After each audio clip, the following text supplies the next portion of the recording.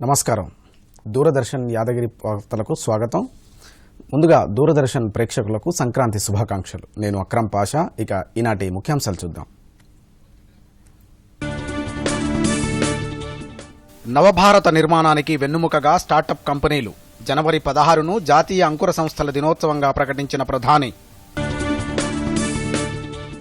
Covid నిబంధనలు ఖచ్చితంగా పాటించాలంటూ governor పిలుపు. రెండో విడత టీకా వేసుకోవాలంటూ ప్రజలకు సూచన. 317 జీవోతో స్థానికతకు తీవ్ర విఘాతమన్న బీజేపీ రాష్ట్ర అధ్యక్షుడు బండి సంజయ్. అరెస్టు చేసిన ఉపాధ్యాయులను తక్షణమే విడుదల చేయాలంటూ డిమాండ్. ఉత్తరప్రదేశ్, పంజాబ్లలో ప్రారంభమైన ఎన్నికల కోలాహలం. యూపీలో తొలి విడత అభ్యర్థుల జాబితాను విడుదల చేసిన బీజేపీ, బీఎస్పీ. ఉగ్రవాదాన్ని ఎదుర్కొనేందుకు వ్యూహాత్మక ప్రణాళికలు అమలు చేస్తామన్న ఆర్మీ చీఫ్ జనరల్ నరవాణే. ఎదుటిపక్షం నడుచుకునే తీరుపైనే తమ స్పందన ఉంటుందంటూ వెల్లడి. ఇకపై జనవరి 23 నుంచే గణతంత్ర ఉత్సవాలు. నేతాజీ జన్మదినాన్ని పురస్కరించుకుంటూ కేంద్రం మార్పులు. కోవిడ్ మహమ్మారిని అరికట్టేందుకు ప్రతి ఒక్కరూ తప్పనిసరిగా మాస్క్ ధరించాలి, భౌతిక దూరం పాటించాలి.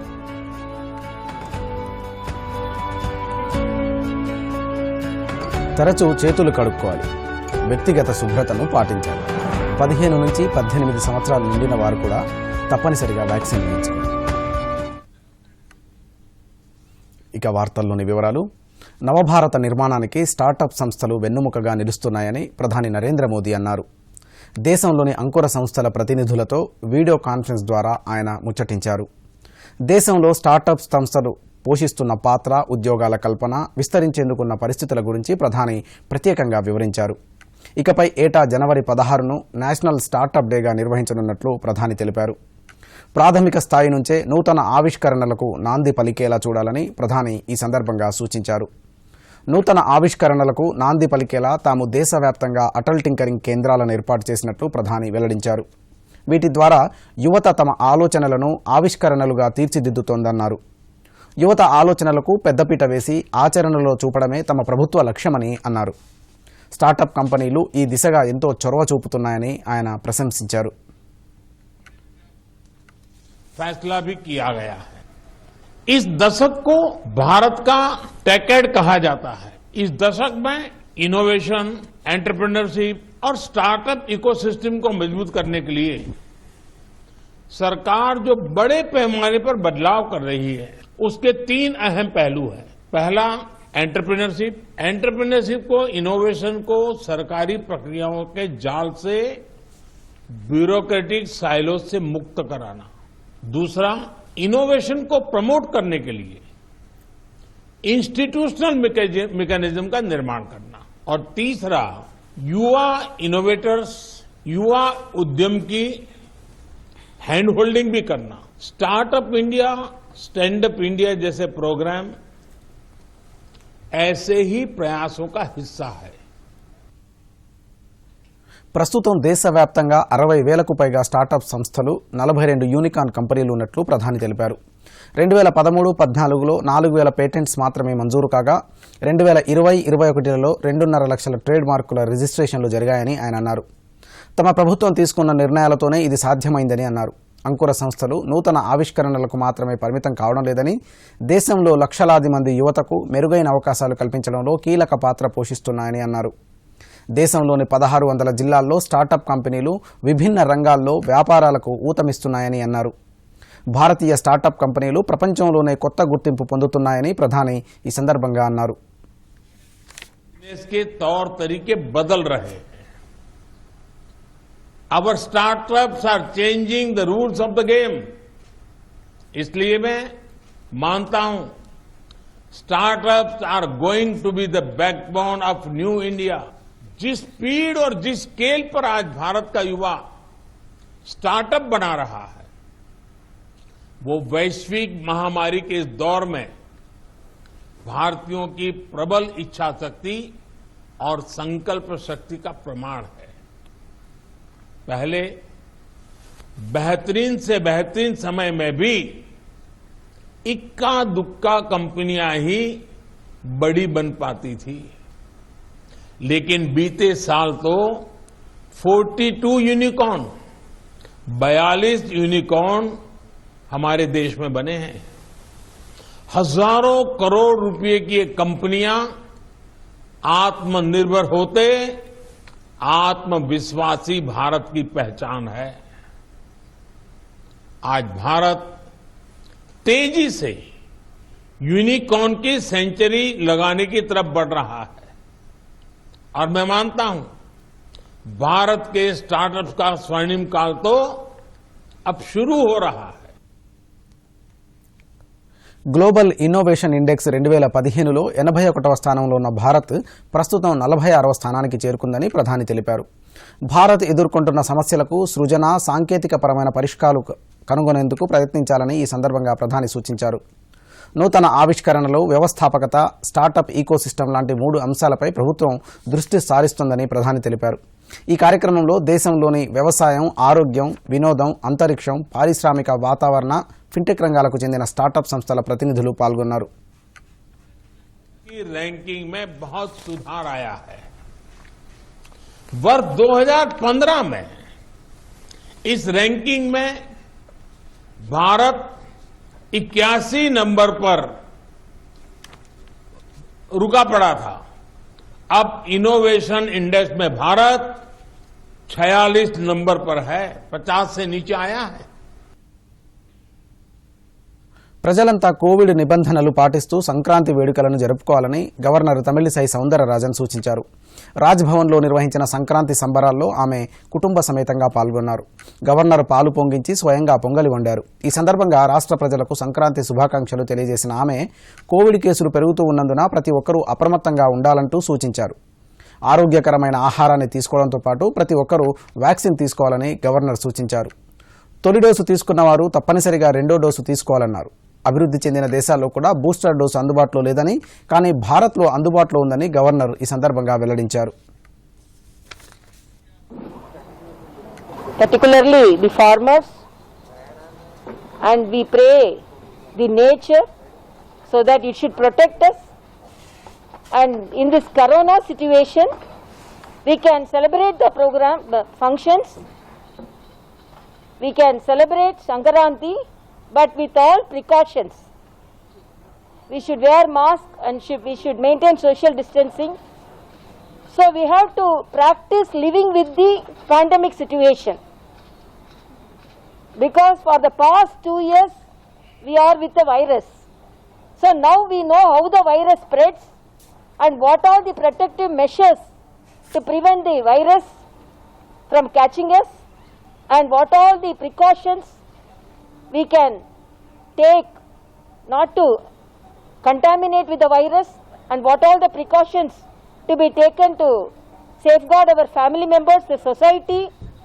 And I really thank our Honorable Prime Minister and the state government for taking the message of vaccination in much intensive way, so that most of the people, I wish the Telangana citizens, because they have attained 100% first dose vaccination.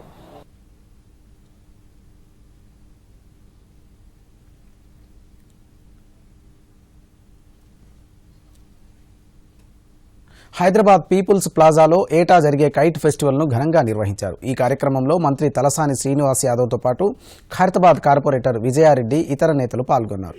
స్థానికులతో కలిసి మంత్రి గాలిపటాలు ఎగురవేశారు. మన సంస్కృతి, సాంప్రదాయాలను మనమే కాపాడుకోవాలని మంత్రి ఈ సందర్భంగా అన్నారు. కోవిడ్ నిబంధనలు పాటిస్తూ అందరూ పండుగ జరుపుకోవాలని మంత్రి సూచించారు.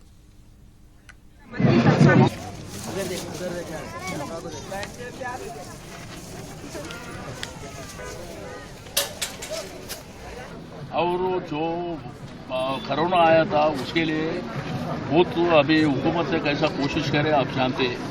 फर्स्ट डोज दिए, सेकंड डोज दिए, सैनिटाइजर, मास्क दिए, जो प्रिकॉशंस लेना ले रहे, और ओमिक्रॉन के लिए भी अभी बूस्टर दे रहे, और जो प्रिकॉशंस लेना ले रहे, मगर अपने आप भी सोशल डिस्टेंस मेंटेन करो, और जो मास्क रहना और साथ ही साथ सैनिटाइजर रहना, अपने बंदोबस्त पे अपन रहना, हुकूमत आपके साथ रहेगी। एक बोले तो ये सारे वर्ल्ड में अपने देश में जितना फेस्टिवल्स रहता इधर भी नहीं रहता, इसलिए हर फेस्टिवल को एंजॉय करना।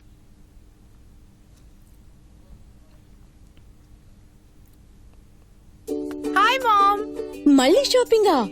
మాయా, మీరు దీన్ని గారాబం చేసేశారు. లిమిట్ గా చేస్తే ఏది చెడ్డది కాదు. లిమిట్ లేకుండా షాపింగ్ చేస్తున్న మీ కార్డ్ తో యాడ్ ఆన్ కరా. నేనైతే కార్డుకి లిమిట్ సెట్ చేసేసాను. దానివల్ల లాభం ఏంటంటే రిస్క్ తగ్గిపోతుంది. అంతేకాక ఫ్రాడ్ జరిగినా కూడా వెంటనే బ్యాంక్ చెప్పండి, నష్టం తక్కువ. ఏయ్, నెక్స్ట్ టైం ఈ pink dress. You are the limit. Limit మాత్రం సెట్టే. ఆర్బీఐ అంటుంది, విషయాలు తెలుసుకోండి, జాగరూకంగా ఉండండి. వార్తల్లోకి తిరిగి స్వాగతం. ఉద్యోగ ఉపాధ్యాయుల స్థానికతకు తీవ్ర విఘాతంగా ఉన్న జీవో నెంబర్ 317ను తక్షణమే సవరించాలని బీజేపీ రాష్ట్ర అధ్యక్షుడు బండి సంజయ్ డిమాండ్ చేశారు. సవరించేదాకా ఉద్యోగ ఉపాధ్యాయులు చేసే ఉద్యమానికి తాము అండగా ఉంటామని ఆయన స్పష్టం చేశారు.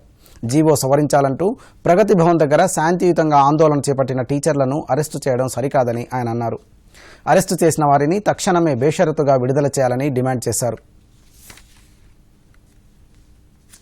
ఈ ఏడాది నుంచి ఏటా జనవరి 23 నుంచే గణతంత్ర వేడుకలు ప్రారంభం కానున్నాయి. స్వాతంత్ర పోరాట యోధుడు నేతాజీ సుభాష్ చంద్రబోస్ జన్మదినాన్ని పురస్కరించుకుని అదే రోజు నుంచి గణతంత్ర వేడుకలను నిర్వహించాలని ప్రభుత్వం నిర్ణయించింది.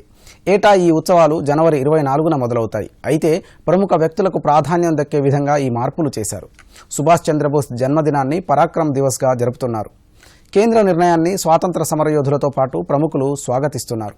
కోవిడ్ కారణంగా ఈ ఏడాది కూడా రిపబ్లిక్ డే పరేడ్ను పరిమిత సంఖ్యలో నిర్వహించనున్నారు. 24,000 మందిని మాత్రమే అనుమతించనున్నారు. ఇందులో 19,000 మంది ప్రత్యేక ఆహ్వానితులు కాగా 5,000 మంది సాధారణ జనం హాజరు కానున్నారు. జాతీయ సైనిక దినోత్సవం సందర్భంగా రాజస్థాన్లోని జైసల్మేర్లో భారీ జాతీయ జెండాను ప్రదర్శించారు. భారత్ పాక్ సరిహద్దు ప్రాంతమైన లోంగేవాలాలో 225 అడుగుల పొడవు 150 అడుగుల వెడల్పున్న జాతీయ జెండాను బహిరంగ ప్రదర్శనకుంచారు. 1,400 కిలోల బరువున్న ఈ జెండాను చారిత్రాత్మక సందర్భాలలో ప్రముఖ ప్రదేశాలలో ప్రదర్శించేందుకు ఖాదీ మరియు విలేజ్ ఇండస్ట్రీస్ కమిషన్ రక్షణ దళాలకు అప్పగించింది. ఈ పథకాన్ని సిద్ధం చేయడానికి 70 మంది ఖాదీ కళాకారులకు 49 రోజులు పట్టినట్లు కేవీఐసీ తెలిపింది. అదేవిధంగా ఈ జెండాను తయారు చేయడానికి కార్మికుల కోసం దాదాపు 3,500 పని గంటలు అదనంగా సృష్టించినట్లు వెల్లడించింది. ఉత్తరప్రదేశ్ అసెంబ్లీ ఎన్నికలకు భారతీయ జనతా పార్టీ తొలి విడత జాబితాను విడుదల చేసింది. 107 మంది అభ్యర్థులతో కూడిన జాబితాను కేంద్ర మంత్రి ధర్మేంద్ర ప్రధాన్ విడుదల చేశారు. ఇందులో తొలి విడత ఎన్నికలు జరిగే నియోజకవర్గాలతో పాటు రెండో విడత ఎన్నికలు జరిగే పలు నియోజకవర్గాలకు చెందిన అభ్యర్థులను ప్రకటించారు.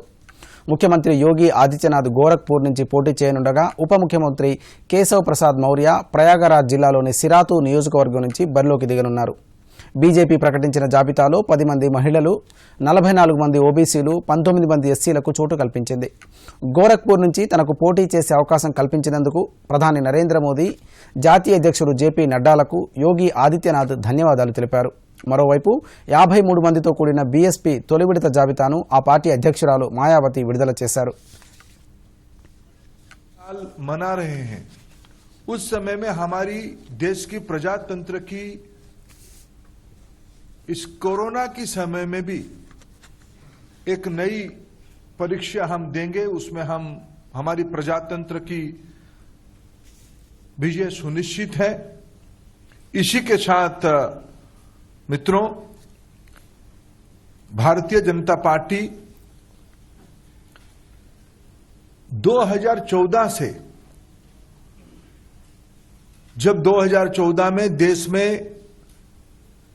माननीय प्रधानमंत्री, देश की लोकप्रिय जननेता नरेंद्र मोदी जी को भरोसा करके केंद्र शासन में दायित्व दिया, तब मोदी जी ने एनडीए की ओर से, पार्टी की ओर से, देश की ओर से एक प्रतिबद्धता, एक वचन देश के सामने रखा था कि हमारी सरकार देश की गरीब, महिला, युवा, पिछड़ा, वंचित वर्गों के लिए समर्पित रहेगा. దళితుల ఓట్లను దండుకునేందుకే సమాజ్వాదీ పార్టీ అధినేత అఖిలేష్ యాదవ్ ఆసక్తి చూపుతున్నారని భీమ్ ఆర్మీ చీఫ్ చంద్రశేఖర్ ఆజాద్ ఆరోపించారు. దళిత పార్టీలతో కలిసి పోటీ చేసేందుకు అఖిలేష్ యాదవ్ ఆసక్తి చూపడం లేదన్నారు. పొత్తు కుదుర్చుకునేందుకు తాము ఆసక్తి చూపినా సమాజ్వాదీ పార్టీ నుంచి ఆశించిన స్థాయి స్పందన రాలేదన్నారు.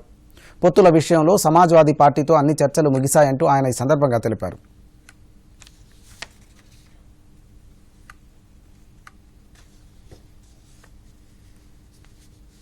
वो इस गठबंधन में दलित नेताओं को, दलित लीडरशिप को नहीं चाहते. वो चाहते हैं कि उनको दलित वोट करें, लेकिन मेरा डर ये था कि अगर दलित उनको वोट कर देंगे तो कल जो उनके ऊपर एक आरोप पिछली सरकारों में भी रहा, क्योंकि माननीय काशीराम साहब को मैं नेता मानता हूं, उन्होंने भरोसा करके नेताजी को मुख्यमंत्री बनाया, फिर क्या हुआ आपके सामने। इसी डर को समाज के अंदर डर था। सारे बुद्धिजीवियों ने, हमने खुद में भी चर्चा की, सब लोगों ने कहा कि आप खुल के बात कीजिए कि कल ऐसा तो नहीं कि सरकार जाने के बाद, सरकार बनने के बाद जो है हम अपने विषयों पे बात ही ना कर पाए, दलितों के साथ फिर वो शोषण हो। ये बहुजन समाज के लोगों का उन्होंने अपमान किया है। పంజాబ్లో తొలి విడత అభ్యర్థుల జాబితాను కాంగ్రెస్ పార్టీ విడుదల చేసింది. 86 మందితో కూడిన ఈ జాబితాలో CM Charanjit Singh Channi, PCC chief Navjot Singh సిద్ధులకు చోటు దక్కింది. సీఎం చన్నీ చామ్కూర్ సాహిబ్ నియోజకవర్గం నుంచి పోటీ చేయనుండగా తూర్పు అమృత్సర్ నుంచి నవజ్యోత్ సింగ్ బరిలోకి దిగనున్నారు. 117 నియోజకవర్గాలు కలిసిన పంజాబ్ అసెంబ్లీకి ఎన్నికల నోటిఫికేషన్ నిన్న వెలువడింది. వచ్చే నెల 14న ఒకే విడతలో ఇక్కడ ఎన్నికలు జరగనున్నాయి. ఎన్నికలకు 2 నెలల ముందుగా సీఎంగా ఉన్న కెప్టెన్ అమరీందర్ సింగ్ కాంగ్రెస్ను వీడి కొత్త పార్టీ నెలకొల్పారు. దేశవ్యాప్తంగా కోవిడ్ ఉధృతి కొనసాగుతున్న వేళ కేంద్ర ఎన్నికల సంఘం కీలక నిర్ణయం తీసుకుంది. ఎన్నికలు జరగనున్న 5 రాష్ట్రాలలో రోడ్ షోలు, పాదయాత్రలు, సైకిల్ లేదా బైక్ ర్యాలీలపై ఇదివరకే విధించిన నిషేధాన్ని పొడిగిస్తున్నట్లు వెల్లడించింది. ఈ నెల 8న 5 రాష్ట్రాల ఎన్నికల షెడ్యూల్ని ప్రకటించిన సందర్భంగా ఎన్నికల ర్యాలీలపై విధించిన నిషేధం నేటితో ముగియనుండడంతో మరోసారి సమీక్ష నిర్వహించింది. దేశంలో కోవిడ్ కేసుల సంఖ్య పెరుగుతూ ఉండడంతో నిషేధాన్ని 22 వరకు పొడిగిస్తున్నట్లు ప్రకటించింది. సువిశాల భారతంలో సుస్థిర శాంతి నెలకొల్పడంలో సైన్యందే కీలక పాత్ర. విశాలమైన సరిహద్దుల్లో అత్యంత ప్రతికూల పరిస్థితుల్లో సైన్యం నిరంతర పహారా కారణంగానే 130 కోట్ల మంది భారతీయులు గుండెలపై చేయి వేసుకుని నిద్రపోగలుగుతున్నారు. జాతీయ సైనిక దినోత్సవం సందర్భంగా దూరదర్శన్ అందిస్తున్న ప్రత్యేక కథనం.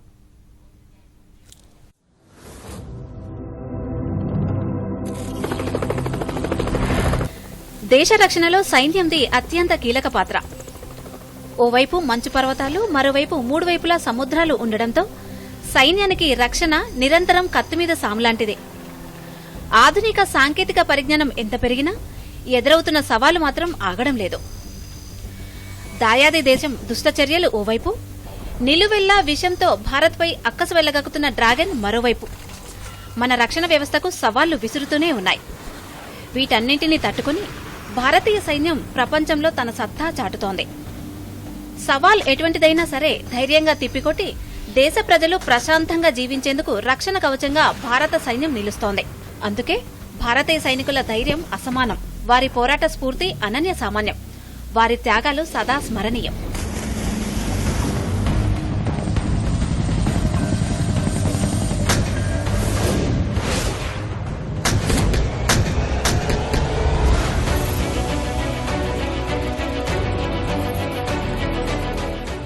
జాతీయ సైనిక దినోత్సవం సందర్భంగా ఢిల్లీలోని అమర జవాన్ జ్యోతి వద్ద త్రివిధ దళాధిపతులు నివాళులర్పించారు. ఈ సందర్భంగా నిర్వహించిన సభలో త్రివిధ దళాధిపతులు, వివిధ విభాగాలకు చెందిన ఉన్నతాధికారులు, సైనికుల కుటుంబ సభ్యులు పాల్గొన్నారు. ఉగ్రవాదాన్ని ఎదుర్కోవడానికి వ్యూహాత్మక ప్రణాళికలు సిద్దమని జనరల్ మనోజ్ ముకుంద్ నరవానే అన్నారు. నియంత్రణ రేఖ దగ్గర ముష్కరుల మూకలు ఎరువేతకు తీసుకున్న చర్యలు భారతీయ సైన్యం సామర్థ్యాన్ని నిరూపించాయని అన్నారు. భారత్ ఎల్లవేళలా శాంతినే కాంక్షిస్తుందని, ఎదుటి పక్షం నడుచుకునే తీరుపైనే తమ ప్రతిస్పందన ఉంటుందని ఆయన అన్నారు. देश की रक्षा एक सैनिक का सर्वोच्च धर्म है, चाहे इसके लिए उसे अपने प्राण भी क्यों ना न्योछावर करने पड़े। आज हम उन शहीदों को याद करते हैं जिन्होंने देश की रक्षा में वीरगति प्राप्त की है। उनकी शहादत समस्त देश और भारतीय सेना के लिए प्रेरणा का स्रोत है।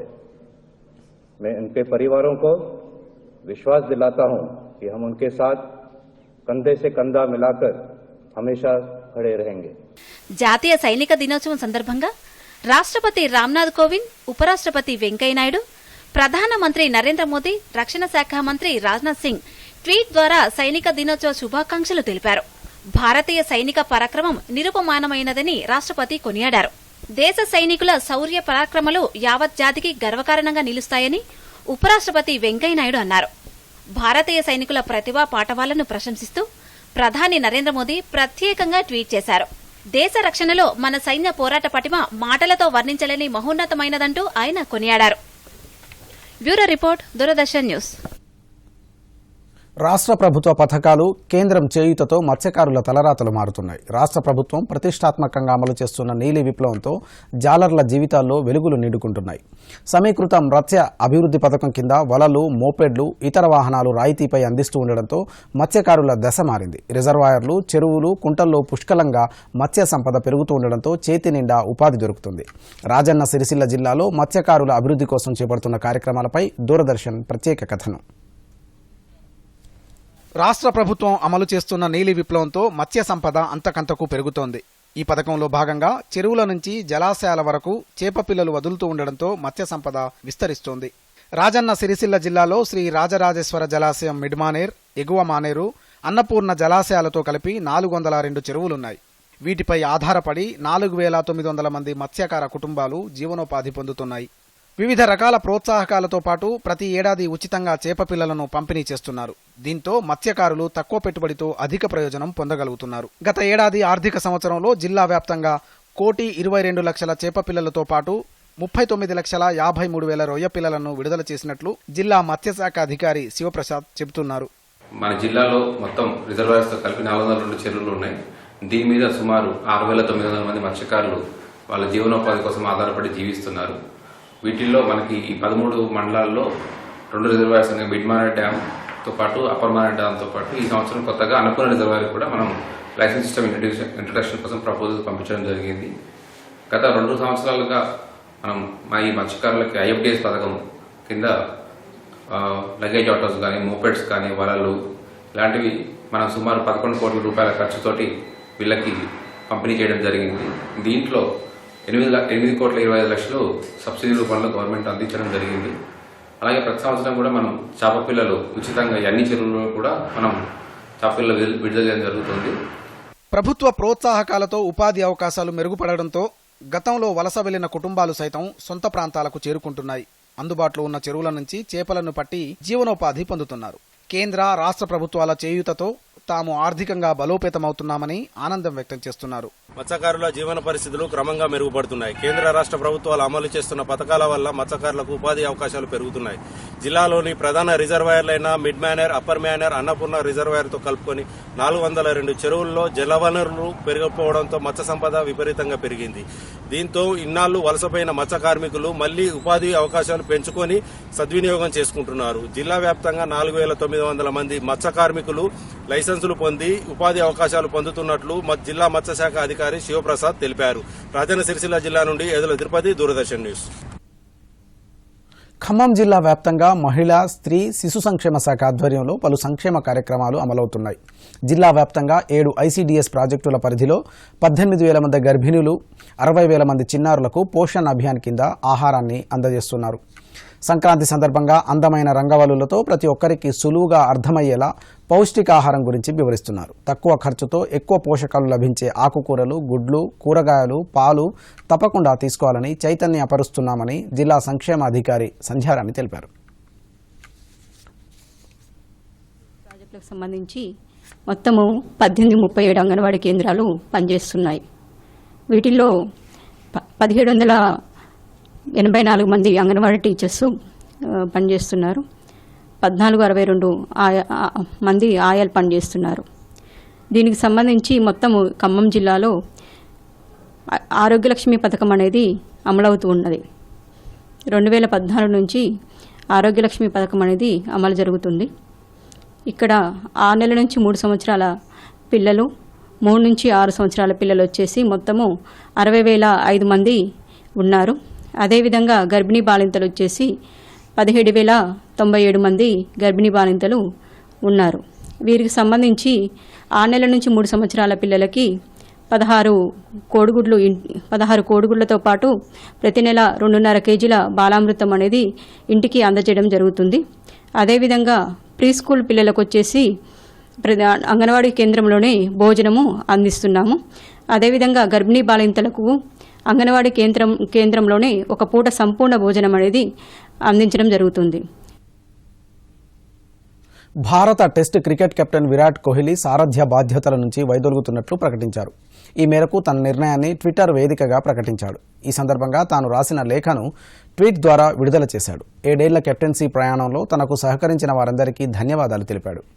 7 ఏళ్లు ఎంతో కష్టపడి జట్టును సరైన దిశలో నడిపించా. ప్రతి ఒక్కరూ ఎప్పుడో ఒకప్పుడు విరామం తీసుకోక తప్పదు. 7 ఏళ్ల నా కెప్టెన్సీలో నిజాయితీగా బాధ్యతలు నిర్వహించా. బీసీసీఐ, రవిశాస్త్రి, ధోనీకి నా కృతజ్ఞతలంటూ కోహ్లీ తన లేఖ ద్వారా వెల్లడించాడు. ఇటీవలే వన్డే, టీ20 సారథ్య బాధ్యతల నుంచి వైదొలిగిన కోహ్లీ తాజాగా టెస్ట్ కెప్టెన్సీకి కూడా వదిలేయడం క్రీడా ప్రపంచంలో చర్చనీయాంశంగా మారింది. విరాట్ సారథ్యంలో 68 టెస్టులాడిన టీమిండియా 40 విజయాలు సాధించింది. 17 మ్యాచ్ల్లో ఓటమి చవిచూసింది. 11 మ్యాచ్లు డ్రాగా ముగిశాయి. టెస్టుల్లో అత్యధిక విజయాలు సాధించిన కెప్టెన్ల జాబితాలో కోహ్లీ 3వ స్థానంలో ఉన్నాడు. 53 విజయాలతో గ్రీమ్ స్మిత్ అగ్రస్థానంలో ఉండగా 48 విజయాలతో రికీ పాంటింగ్ 2వ స్థానంలో ఉన్నాడు.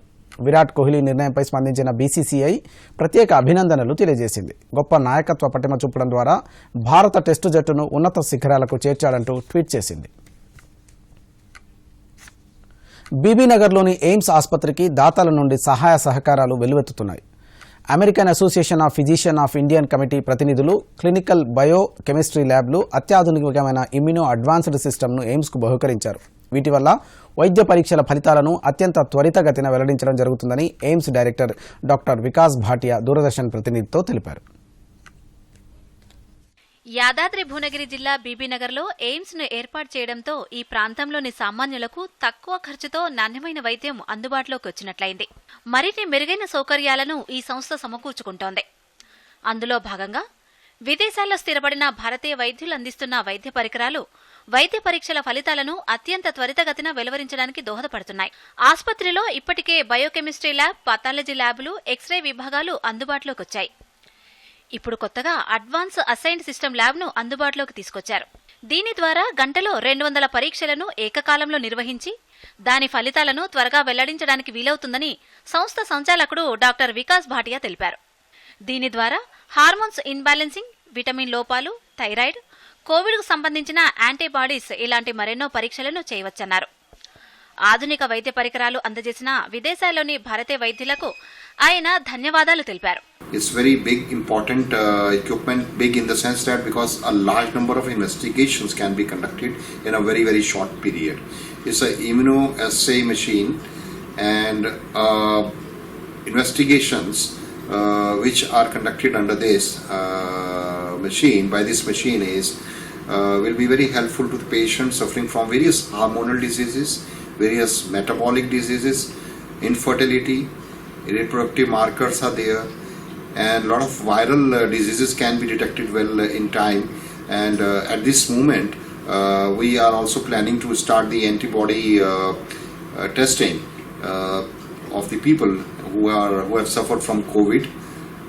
That can also be done now. ఈ మెషిన్ ద్వారా చాలా ఉపయోగాలు ఉన్నాయి. మనము డిఫరెంట్ టెస్ట్లు అనేది 200 టెస్ట్ పర్ అవర్ చేయగలుగుతామండి. దీంట్లో డిఫరెంట్ టైప్స్ ఆఫ్ పరీక్షలు చేయొచ్చు. దానివల్ల మనకు డిఫరెంట్ హార్మోనల్ ప్రాబ్లమ్స్ అంటే ఇన్ఫర్టిలిటీ, పిల్లలు కాకుండా ఉండే వాళ్ళకి కావాల్సిన టెస్ట్లు చేయొచ్చు. దాంట్లో ట్యూమర్ మార్కర్స్, క్యాన్సర్కి సంబంధించినవి, అదే కాకుండా థైరాయిడ్ డిజార్డర్స్కి సంబంధించిన హార్మోన్స్, ప్లస్ ఇప్పుడు కోవిడ్లో మనకి కావాల్సింది ఫెరిటిన్, IL-6 అలాంటి ఇంపార్టెంట్ మార్కర్స్ అవన్నీ, ప్లస్ అదే కాకుండా దానికి కోవిడ్కి సంబంధించిన యాంటీబాడీస్ కూడా మనం టెస్ట్ చేయగలుగుతాం. బీబీనగర్ ఎయిమ్స్ లో అత్యాధునికమైనటువంటి వైద్య సౌకర్యంతో పాటు అత్యాధునికమైనటువంటి వైద్య పరికరాలను కూడా అందుబాటులోకి తీసుకొచ్చారు. వైద్య పరీక్షలను కూడా అత్యాధునికంగా నిర్వహించడానికి అని చెప్పి American association of physicians Indian వాళ్ళు ఒక అత్యాధునికమైనటువంటి ల్యాబ్ను ఏర్పాటు చేయడం జరిగింది. దీని ద్వారా ఇన్ఫెర్టిలిటీ ఉన్న వాళ్లకు, అలాగే థైరాయిడ్కు సంబంధించినటువంటి పరీక్షలను కూడా అతి సులువుగా చేయవచ్చు. ప్రతి గంటలో 200 పరీక్షల వరకు నిర్వహించవచ్చని తెలియజేస్తున్నారు. ఇది అత్యాధునికమైనటువంటి టెక్నాలజీతో తయారు చేయబడినటువంటి ల్యాబ్ ఎయిమ్స్లో ఇప్పుడు అందుబాటులోకి తీసుకువచ్చారు. దీని ద్వారా ఎంతో మంది లబ్ధి చేకూరుతుందని తెలియజేస్తున్నారు. డాక్టర్ దయాకర్, దూరదర్శన్ రిపోర్టర్, యాదాద్రి భువనగిరి జిల్లా. వార్తలు ముగించే ముందు ముఖ్యాంశాలు మరోసారి చూద్దాం. నమస్కారం. దూరదర్శన్ యాదగిరి వార్తలను ఇప్పుడు సోషల్ మీడియాలో కూడా చూడవచ్చు. యూట్యూబ్లో అయితే DD న్యూస్ తెలంగాణ, ట్విట్టర్ వేదికగా అయితే DD news Telangana @DD Yadagiri news, మరియు ఫేస్బుక్లో అయితే DD న్యూస్ తెలంగాణలో చూసి లైక్ చేయండి, షేర్ చేయండి. నవభారత నిర్మాణానికి వెన్నుముకగా స్టార్టప్ కంపెనీలు. జనవరి 16ను జాతీయ అంకుర సంస్థల దినోత్సవంగా ప్రకటించిన ప్రధాని. కోవిడ్ నిబంధనలు ఖచ్చితంగా పాటించాలంటూ గవర్నర్ పిలుపు. 2వ విడత టీకా వేసుకోవాలంటూ ప్రజలకు సూచన. 317 జీవోతో స్థానికతకు తీవ్ర విఘాతమన్న బీజేపీ రాష్ట్ర అధ్యక్షుడు బండి సంజయ్. అరెస్టు చేసిన ఉపాధ్యాయులను తక్షణమే విడుదల చేయాలంటూ డిమాండ్. ఉత్తరప్రదేశ్, పంజాబ్లలో ప్రారంభమైన ఎన్నికల కోలాహలం. యూపీలో తొలి విడత అభ్యర్థుల జాబితాను విడుదల చేసిన బీజేపీ, బీఎస్పీ. ఉగ్రవాదాన్ని ఎదుర్కొనేందుకు వ్యూహాత్మక ప్రణాళికలు అమలు చేస్తామన్న ఆర్మీ చీఫ్ జనరల్ నరవాణే. ఎదుటిపక్షం నడుచుకునే తీరుపైనే తమ స్పందన ఉంటుందంటూ వెల్లడి. ఇకపై జనవరి 23 నుంచే గణతంత్ర ఉత్సవాలు. నేతాజీ జన్మదినాన్ని పురస్కరించుకుంటూ కేంద్రం మార్పులు.